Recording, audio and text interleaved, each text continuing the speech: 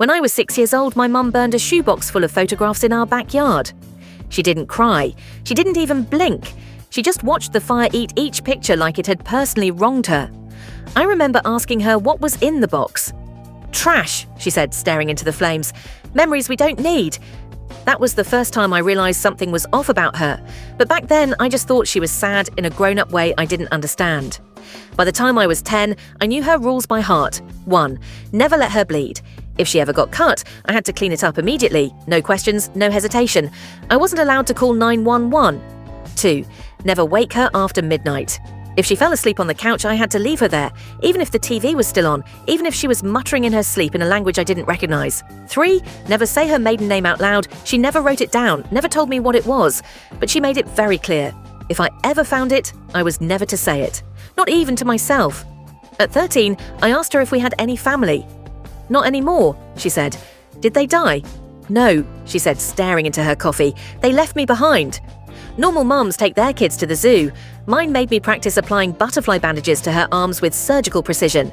She called it emergency training.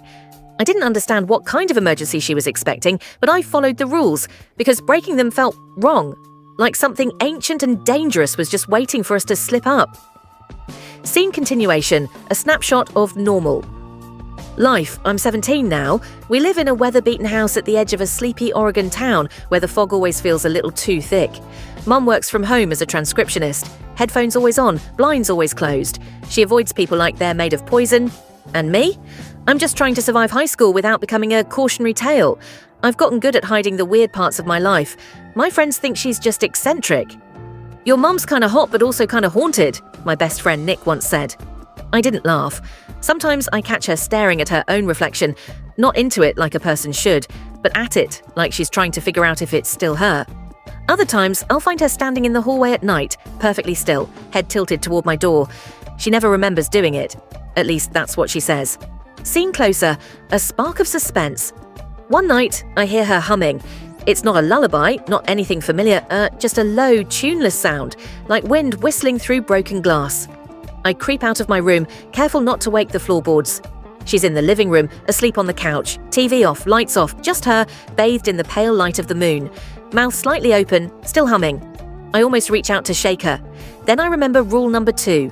Never wake her after midnight. So I freeze, back away, and go to bed with the blanket over my head, heart pounding like a drum. That night, I dream of her face, stretching into something that isn't quite human.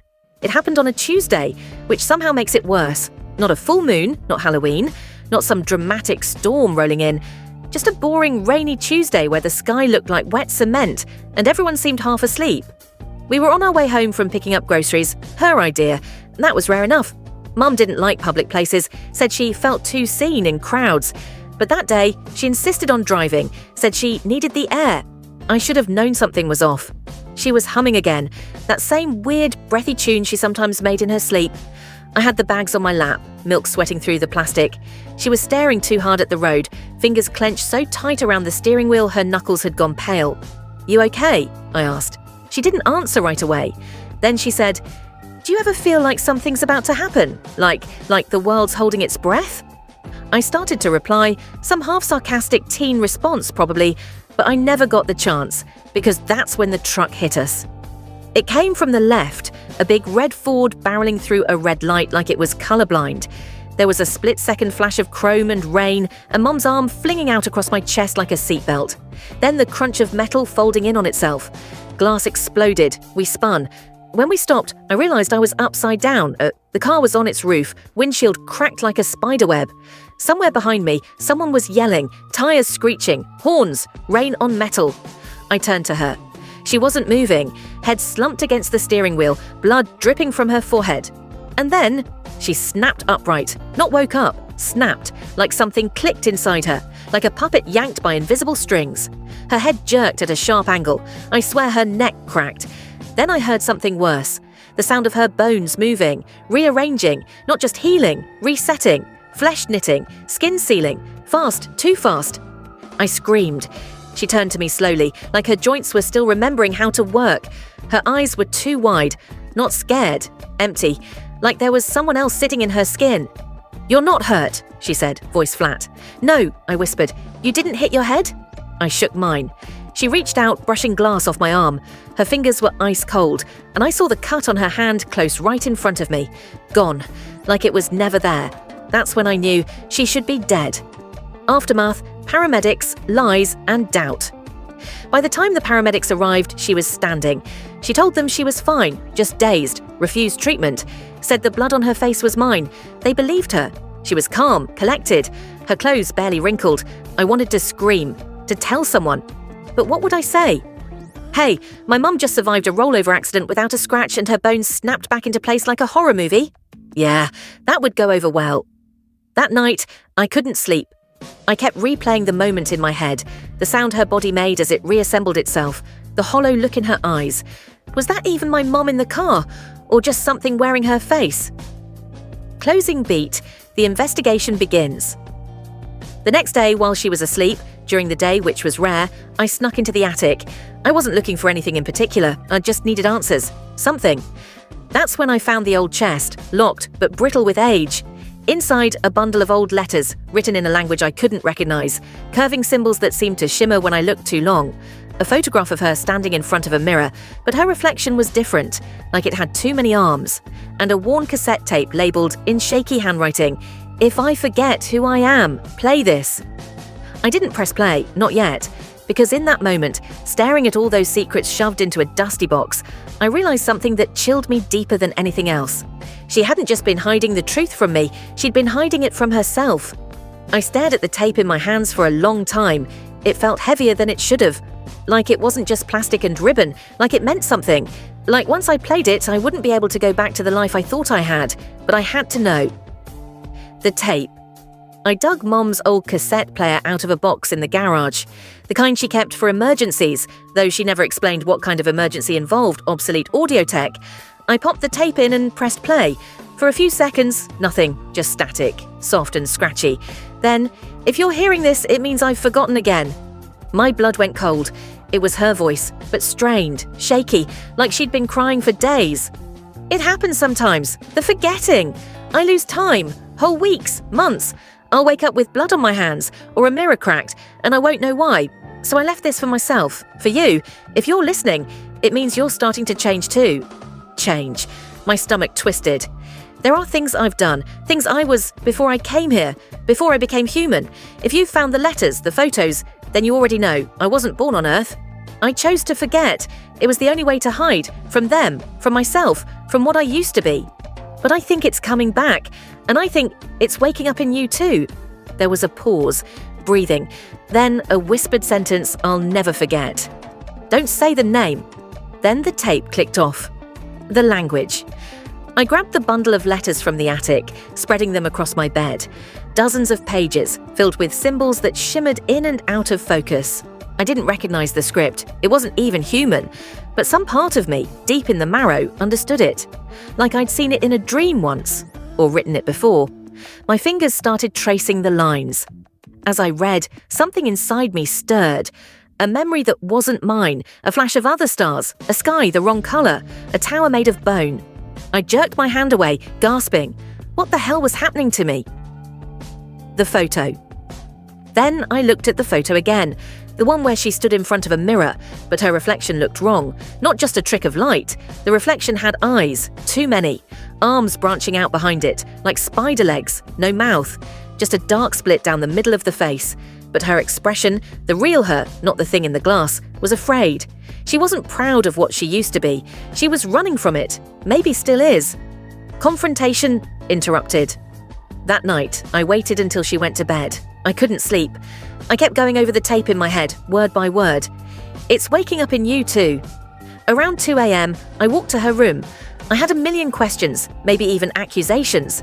But when I opened her door, she wasn't there. Her window was open, curtains billowing, and on her bed was a note written in the same alien script. But this time, I could read it perfectly. Don't follow me. If they find you, it's over. Closing beat. The truth begins to break through. I stood in the dark, holding that note like it might burn me. Because I knew something then. She hadn't just been protecting herself, she was protecting me from whatever she used to be, from whoever was looking for her, and maybe from what I was starting to become. But it was too late, because when I looked in the mirror that night, I didn't see just myself anymore.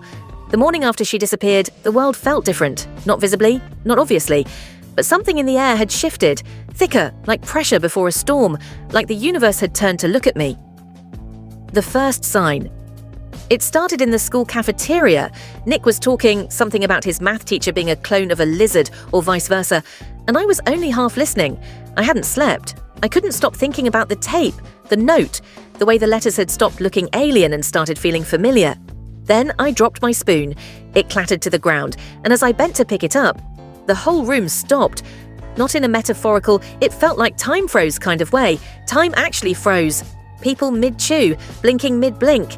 A teacher suspended in mid-step with coffee hovering just above the floor.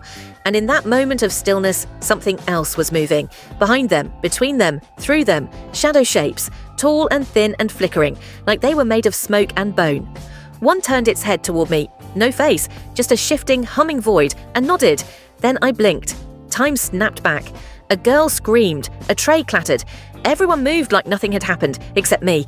And the thing inside me that had just opened. The confrontation.